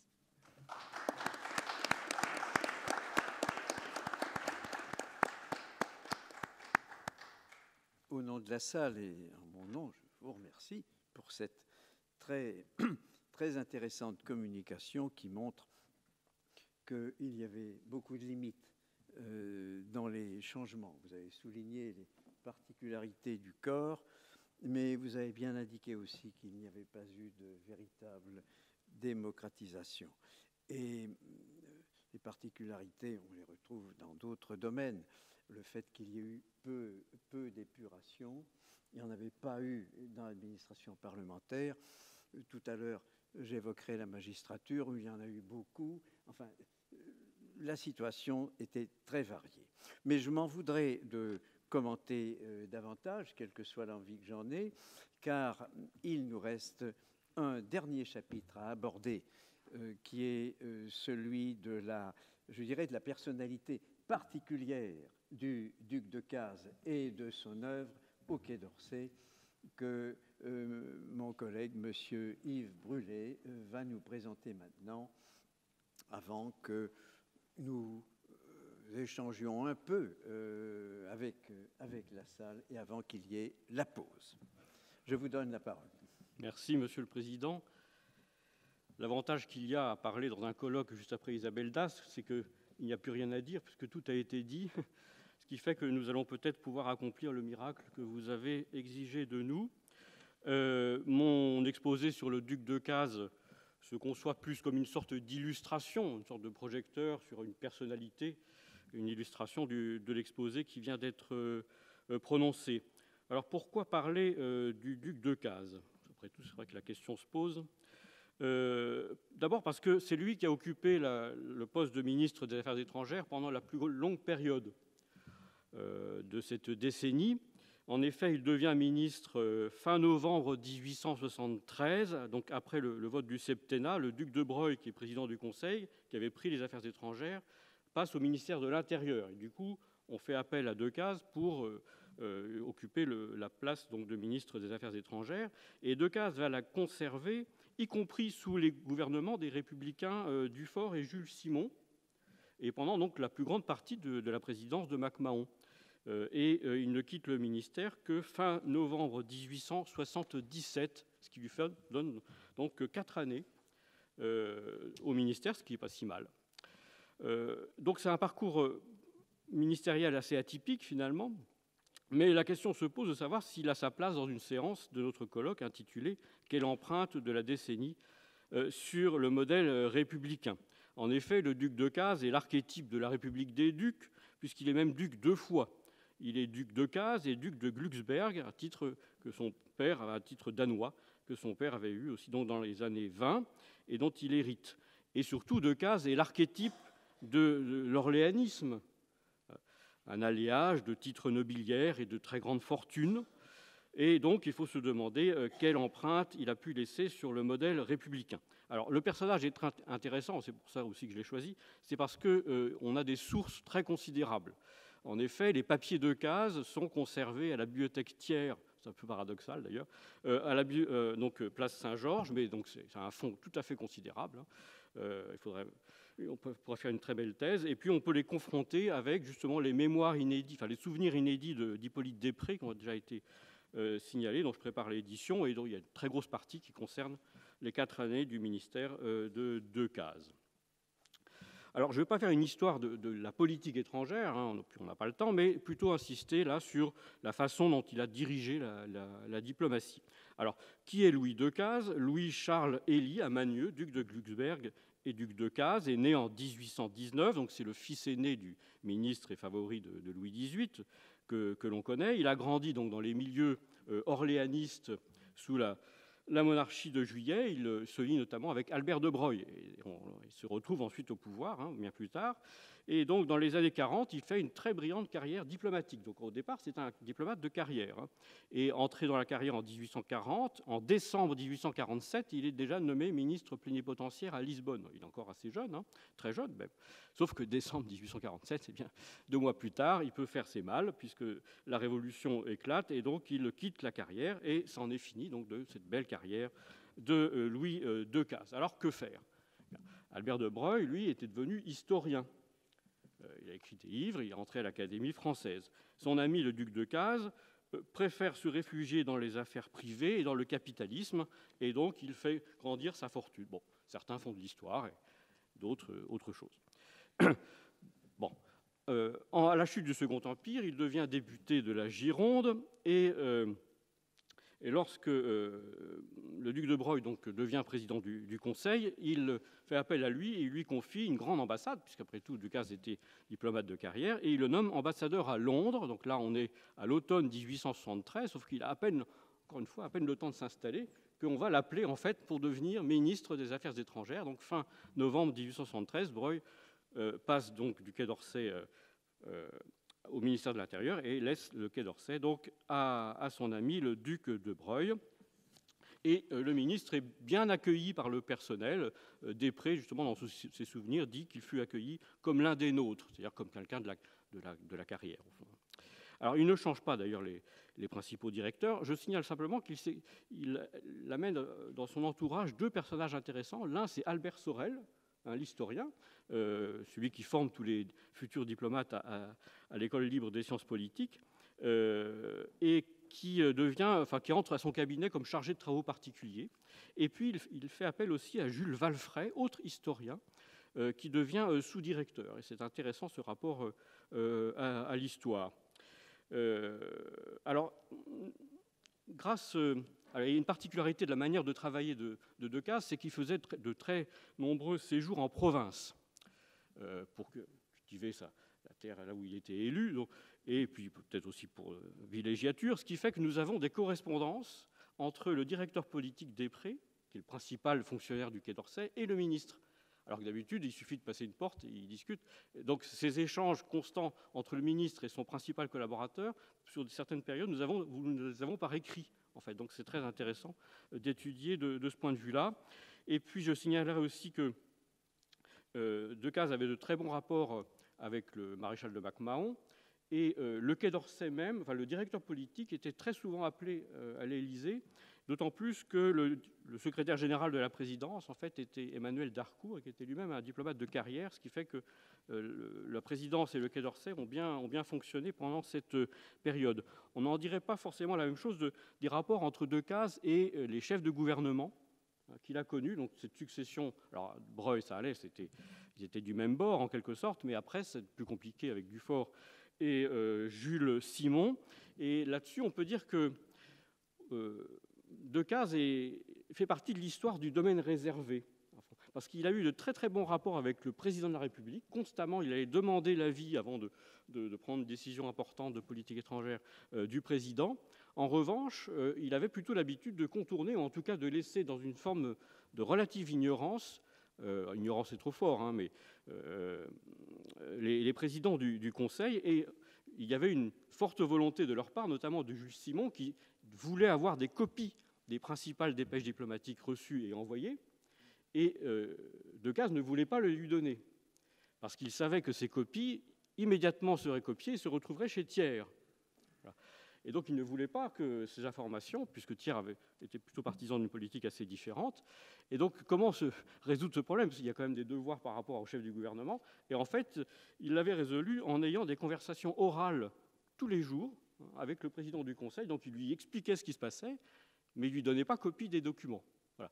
Et donc après, Simon pouvait transmettre les informations s'il voulait, mais enfin en tout cas il n'avait pas copie et ce qui créait une forme d'agacement auprès du président du Conseil. Alors sur la question de l'organisation du Quai d'Orsay, j'ajouterai juste une ou deux choses à ce qui a été dit. Il s'est posé la question de l'existence d'un sous-secrétaire d'État aux Affaires étrangères. Decazes arrive au Quai d'Orsay et dit voilà, on va nommer un sous-secrétaire d'État. Alors, il y a une espèce de bras de fer qui commence avec le directeur politique qui est totalement contre l'idée d'introduire un sous-secrétaire d'État en plus du ministre au Quai d'Orsay et qui finalement l'emporte. Il arrive à convaincre le ministre et il développe plusieurs arguments qui sont en eux-mêmes assez intéressants parce qu'il y a des sous-secrétaires d'État dans certains grands ministères, il n'y a pas de problème, mais au Quai d'Orsay, il explique que ça ne peut pas marcher. D'abord parce que le sous-secrétaire d'État, il va vouloir être informé de tout. C'est-à-dire que quand les dépêches arrivent ou quand elles partent, il va vouloir les lire, donc ça va aller dans son bureau, et ensuite, seulement ensuite, ça ira dans le bureau du directeur politique. Ce qui fait qu'on va perdre plusieurs heures, voire une journée complète. Et donc le directeur politique qui prépare les dépêches en réponse, on va perdre en fait du temps, et on n'a pas le temps de perdre comme ça une journée pour préparer le travail Et donc le rythme de la diplomatie moderne, en fait, est incompatible avec cette espèce d'écran d'intermédiaire entre le ministre et l'administration.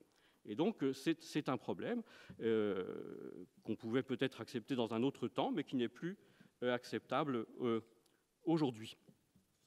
En gros, comme tout se passe par des copies manuscrites, on a inventé le télégraphe, mais on n'a pas inventé la photocopieuse en même temps, et donc c'est un problème pour le Quai d'Orsay. Le deuxième inconvénient, c'est que le sous-secrétaire d'État va vouloir rencontrer les ambassadeurs étrangers à Paris, le corps diplomatique à Paris. Et du coup, il va y avoir un dédoublement ministériel. S'il ne dit pas la même chose que le ministre, on ne sait plus très bien à quel sein se vouer. Donc, deuxième inconvénient. Et le troisième, c'est que comme il n'aura ni accès aux correspondances, ni accès aux corps diplomatiques étrangers, il va vouloir se fabriquer une fonction. Et donc, il va se jeter sur la fonction de direction du personnel, parce qu'évidemment, ça va le permettre de valoriser, de caser des amis, etc. Et donc, on ne veut surtout pas de sous-secrétaire d'État. Et finalement, Decazes cède à la pression, je pense qu'il est convaincu, et il n'y aura pas de sous-secrétaire d'État, il y en aura finalement très peu dans l'ensemble, même au-delà de la période que nous étudions. Alors, sur la question de la réforme du Quai d'Orsay, tout a été dit tout à l'heure, donc je peux passer. On rejoint un peu la même question, c'est qu'il y a eu un problème. On s'est demandé s'il fallait créer un directeur général au-dessus des deux directeurs, et l'idée a été écartée pour la même raison, c'est qu'on ne voulait pas un échelon supplémentaire entre le directeur politique qui tient la plume et le ministre, pour éviter de ralentir ou d'empêcher la fluidité, disons, du système. Alors, s'il faut insister sur un point du ministère Decazes, c'est, je pense, surtout la question de l'ouverture des archives diplomatiques. Ça, c'est vraiment un élément à mettre à son crédit. En effet, les archives diplomatiques ont un fonds tout à fait considérable, un immense intérêt reconnu et exceptionnel même en Europe, par son ancienneté et sa richesse. Il y avait une tradition de fermeture totale, c'est-à-dire que les archives étaient destinées à l'usage interne en fait, de la diplomatie et pas pour les historiens. Alors il y a eu comme un cas d'un historien, Mignet, personnage très intéressant, qui s'est fait nommer directeur des archives diplomatiques sous la monarchie de Juillet, fonction qu'il a occupée pendant toute la monarchie de Juillet, et qui, lui, ne s'est pas privé d'utiliser les archives, mais pour son propre compte, en fait, pour ses propres travaux historiques, puisqu'il était le seul à pouvoir les consulter. À l'époque dont nous parlons, le directeur est Prosper Faugère. Alors on pourrait se dire que ce serait un personnage ouvert à la recherche, puisque lui-même était éditeur des Pensées de Pascal, il avait le sens du document, de l'édition savante, mais non, pas du tout. Il a maintenu la tradition de la fermeture jusqu'à ce qu'il y ait une sorte de vent de révolte des historiens. Dans les années 1870, il y a un très grand développement de l'histoire diplomatique. Ça devient une fonction tout à fait importante. Il y a un développement de l'histoire et de l'histoire érudite. Et Gabriel Hanotaux, qui lui a réussi à se faufiler habilement, raconte dans ses admirables souvenirs qu'il voyait à la table de travail, où il n'y avait pas grand monde par définition, un historien anglais qui avait réussi tout de même à avoir l'autorisation de consulter des documents parce qu'il travaillait sur l'histoire, sujet de grande actualité dans les années 1870. Alors on l'avait autorisé à voir les archives, mais pas à prendre des notes. Et donc il lisait les archives, il essayait de retenir le maximum de choses, et de temps en temps on le voyait s'enfuir de la salle de lecture, se réfugier chez un marchand de vin de la rue de Bourgogne où il avait ses habitudes et griffonner le maximum de choses qu'il avait pu retenir avant de retourner aux archives. Donc évidemment, dans ces conditions, ça ne pouvait pas fonctionner très bien. Et donc il y a eu une espèce de lobbying en fait, des historiens, et il y en avait beaucoup dans l'entourage de Decazes, le duc de Broglie lui-même, mais aussi le baron de Vielle-Castel, ancien diplomate, le comte d'Aussonville, et donc ils ont fait le siège du ministre en disant maintenant il faut faire comme tout le monde en Europe ou presque, il faut ouvrir les archives, et c'est ce qui arrive donc par le règlement du 20 juillet 1874. Alors comme je voulais tout de même écourter, je passe directement à quelques idées de conclusion. Alors sur la question de l'organisation, enfin la manière de gouverner, disons, de Decazes comme ministre, comme je l'ai dit, je pense qu'il est une figure de l'histoire du domaine réservé. Il y a une histoire du domaine réservé, la gestion particulière de la politique étrangère par rapport, donc le lien particulier entre le ministre des Affaires étrangères et le président de la République. Bon. Pour ce qui est de l'organisation du ministère, bon, là, évidemment, les réformes, elles ont été évoquées, elles sont très partielles par rapport à ce qui va arriver par la suite. On a envie de reprendre la formule, alors je ne sais plus si elle est de Santini ou d'Edgar Faure, l'immobilisme est en marche et rien ne l'arrêtera. Autre idée importante, plus mettre au crédit de Decazes, c'est le très grand souci de la meilleure formation des diplomates. Donc c'est la question des consuls par rapport aux diplomates. Les consuls avaient une meilleure image parce qu'ils étaient censés être plus instruits. Et donc, on essayait de les valoriser pour corriger une espèce d'injustice, au fond. Et donc là, le souci de la meilleure formation des diplomates est très présent chez Decazes. Et troisième idée, le rapport à l'histoire. Donc même si lui-même ne l'écrivait pas, ayant d'autres préférences, comme je l'ai dit, il a beaucoup soutenu le travail des historiens. Et j'ai relevé cette formule de Gabriel Hanotaux, donc, dans ses souvenirs, qui dit « Une nouvelle politique exigeait une nouvelle histoire ».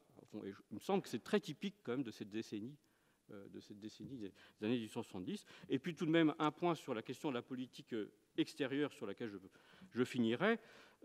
Bon, Decazes, à la fin du XIXe siècle, a vu sa cote, en quelque sorte, remonter un peu au moment de l'alliance franco-russe.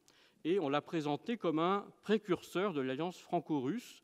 Alors, nous parlerons cet après-midi avec Stéphanie Burgot de la crise de 1875, mais c'est justement de s'être appuyé sur les Russes dans cette circonstance qui a fait qu'on a présenté Decazes comme tel. Alors, je n'irai pas jusque-là, présenter Decazes comme un partisan de l'alliance franco-russe, encore que ça me vaudrait certainement une commande immédiate d'un article dans le Figaro Histoire. Mais enfin,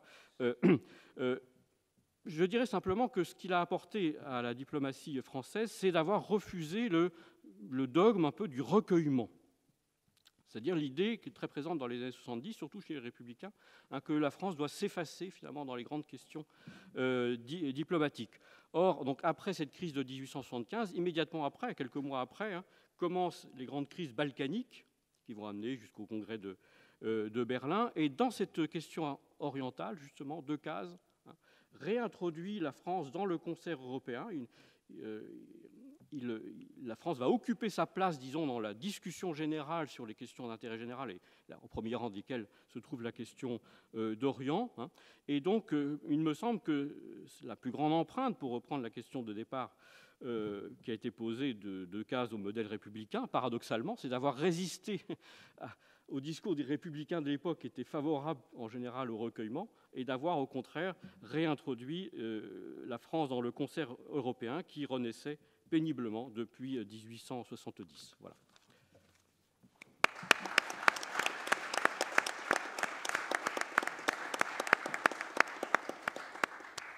Merci beaucoup, chers collègues, d'avoir présenté en peu de mots cette riche personnalité et d'avoir souligné de nombreux points de modernité à cette époque dans l'administration des affaires étrangères, en particulier cette volonté de ne pas créer d'échelons supplémentaires là où ils ne sont pas indispensables. Au fond, aujourd'hui, c'est un peu ce qui se passe lorsque l'on tweet pour ne pas passer par des mécanismes retardateurs. J'ai beaucoup apprécié aussi l'allusion à un lobbying des historiens dont malheureusement on trouve moins d'exemples aujourd'hui, mais cela montre, s'il le fallait, le grand intérêt de cette période.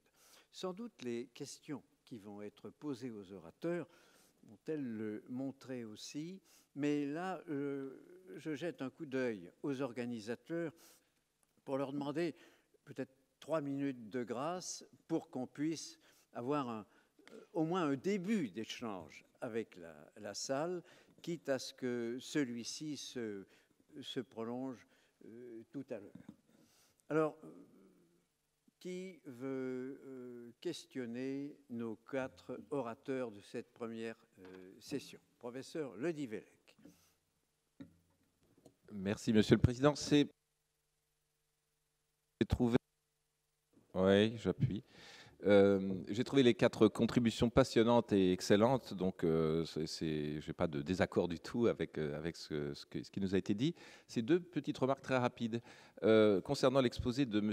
Michon, et je signale à la salle, mais certains d'entre vous le connaissent certainement, il y a un personnage intéressant sur l'administration parlementaire, c'est Anatole Claveau, qui a laissé des souvenirs fabuleux et qui m'ont fait personnellement comprendre que, même si je ne suis pas très favorable au Second Empire, les débats au corps législatif, en tout cas des dernières années, il y rentre d'ailleurs sur la recommandation de Ludovic Halévy, c'est ça qui m'a fait penser à lui, il y avait des débats qui n'étaient pas inintéressants. Quand ils étaient techniques, ils ne touchaient pas à la politique générale.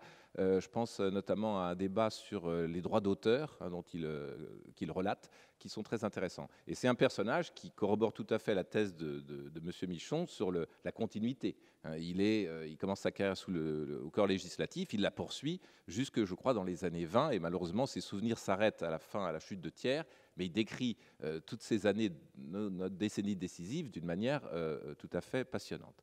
L'autre remarque, c'était sur le duc de Cazes, très intéressant. On peut signaler une chose, c'est que il a été appelé au cabinet de Broglie, au 2e cabinet de Broglie en 1973, sur revendication du groupe orléaniste. Enfin, on pourrait creuser cela un petit peu. Et il était proche politiquement, mais il a été appelé un peu par... Il y avait une volonté politique du groupe de faire monter son influence. Et d'une manière générale, ces ambassadeurs des années sous l'Assemblée nationale et un petit peu au-delà étaient presque tous députés. Albert de Broglie lui-même a été ambassadeur à Londres et il était député et il revenait assez souvent pour jouer un rôle politique. Thiers, sans doute, pensait l'éloigner car il flairait en lui un rival et Albert de Broglie s'est quand même débrouillé pour revenir suffisamment souvent pour animer ses amis et ne pas se laisser faire trop par Thiers. Et d'ailleurs, c'est ce qui s'est passé en 1973. Decazes a joué un rôle politique par ailleurs, parallèlement à ses fonctions de ministre sur un secteur qui théoriquement ne touchait pas à la politique intérieure. Dans les discussions de 1975, je crois que c'est Halévy qui raconte qu'au moment du vote final sur les lois constitutionnelles de 1875, duc de Cazes vient, on lui dit, mais le duc de Broglie est parti, il ne veut pas voter. Il va dans les couloirs, il retrouve son ami Albert, et nous rapporte Halévy, et il dit « Albert, viens, tu dois voter, c'est le maréchal t'en serait gré ». Donc, même sur un poste théoriquement éloigné de la politique intérieure, il a joué ce rôle crucial. Et j'ajoute enfin que c'est lui qui a contresigné le décret de nomination qui mettait fin aux fonctions de Jules Simon en 1977 et nommait Albert de Broglie président du Conseil. Cette question du contre-seing qui est assez épineuse, eh bien c'est parce qu'il était membre du cabinet Jules Simon, il a pu contresigner légalement le décret de MacMahon. Sans cela, la question aurait pu se poser. En tout cas, voilà, j'ai été passionné par les 4 contributions de nos orateurs d'aujourd'hui et je n'ai pas de questions à poser. Merci. Autre intervention, oui, Monsieur Laurent. Merci beaucoup, Monsieur le Président. D'abord, bravo pour le respect du temps, au Président et aux 4 intervenants. C'était magnifique. Alors, je sais que votre intervention tout à l'heure évoquera très probablement ces sujets, mais simplement, j'ai relevé dans les différentes interventions la question de l'épuration, la question également du rôle, bien sûr, de l'École libre des sciences politiques, et donc la formation et le recrutement des élites, qui est au cœur des interrogations, en particulier des républicains sous l'Empire, et on l'évoquera, mais très rapidement, tout à l'heure avec Walter Badier sur la société de législation comparée. Donc, à l'heure où on s'interroge aujourd'hui sur la formation des élites, sur la réforme, voire le terme de suppression de l'ENA a été utilisé. Je crois qu'on ne parle plus beaucoup de suppression, mais plutôt de réforme. C'est évidemment très intéressant. Je pense évidemment aussi aux travaux de la Commission de révision des services administratifs dès septembre 1870, que Dufort, Hérold et Paul Joson mettent en place, avec la question du statut. Le terme de statut a été évoqué, donc un statut protecteur pour l'ensemble des agents de la fonction publique. Et je fais le parallèle, alors je suis peut-être un peu loin, mais je m'interrogeais avec peut-être un sourire sur le parallèle avec la période 1944-45. Je pense au projet en particulier de réforme de Michel Debré, dans l'entourage du général de Gaulle. Donc cette question, bien sûr, de la réforme, du recrutement et de la formation des élites administratives, surtout au lendemain d'une débâcle et à un moment de changement de régime. Merci. Autre intervention ou question? Oui, je vous en prie.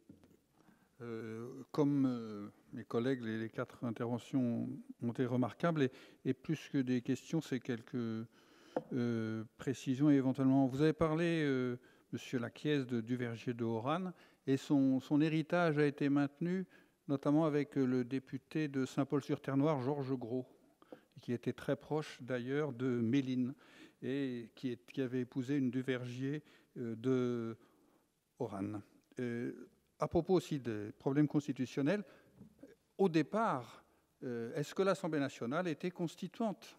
Et vous savez que les 2 premiers décrets de octobre 70 la disent constituante, mais le décret de janvier 71, il n'y a plus le terme. Et c'est elle-même qui s'est dite constituante en conférant à Thiers le titre de président de la République, par exemple.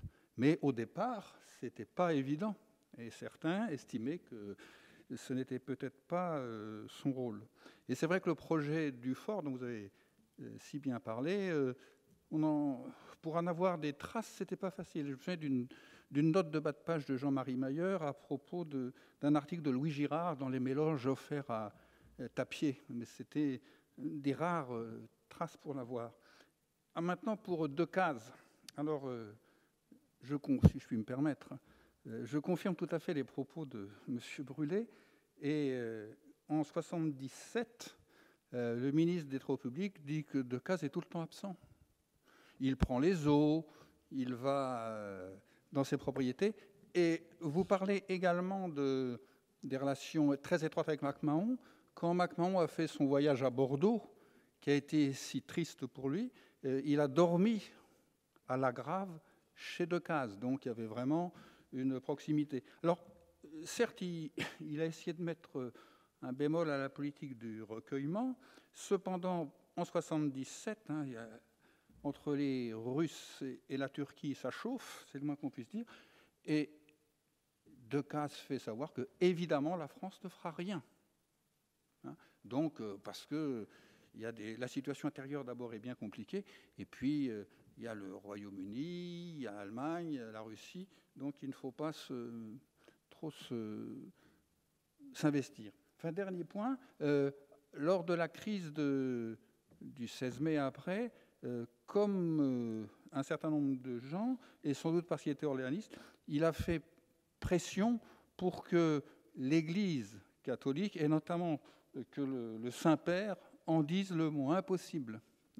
Et quand l'archevêque de Paris, Monseigneur Guibert, est parti à Rome, Decazes lui a dit: demandez au Saint-Père qu'il prie pour nous, qu'il prie beaucoup pour nous, mais qu'il ne parle pas de nous.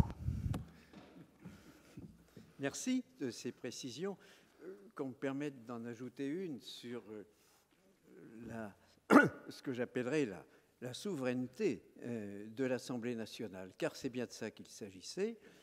Elle considérait, après certains débats, mais assez rapidement, qu'elle avait le pouvoir constituant. Elle considérait aussi qu'il lui revenait de gouverner et, à la limite, d'administrer le pays. Alors, il y a eu d'autres cas dans l'histoire, mais ce qui est extrêmement intéressant, c'est que ça a duré à peu près 5 ans. Ça, c'est sans précédent. Et de même, le rapport au pouvoir de chaque membre de l'Assemblée nationale a évolué durant ces 5 ans. La composition aussi, bien sûr, et la couleur politique, chacun le sait. Et tout ça contribue à rendre passionnante l'étude de cette décennie décisive.